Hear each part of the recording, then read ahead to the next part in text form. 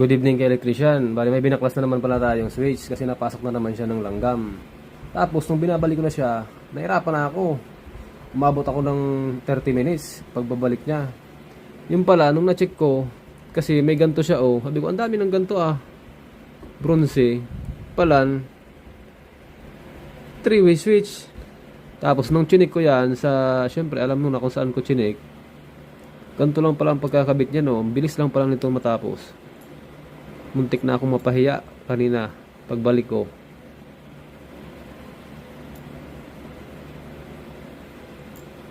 Three-way switch pala siya. Kaya sabi ko ayusin ko to kasi sabi ko mamahalin ang 3-way switch eh. Alam naman natin yon. Ganyan lang pala siya kabit.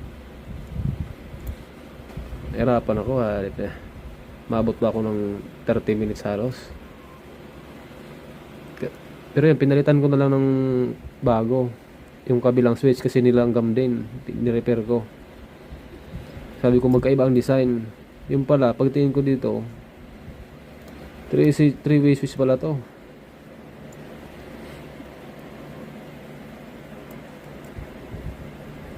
Ayan o. Ganyan siya o. Ganyan itsura niya. Sa mga nagre-repair ng napasok ng langgam, ganyan na lang gagawin nyo. Babaklasin nyo lang yan. Ganyan itsura niya oh. Kasi nang inaya ko kasi mamahalin to eh. Alam naman natin na mahal to eh. Oh.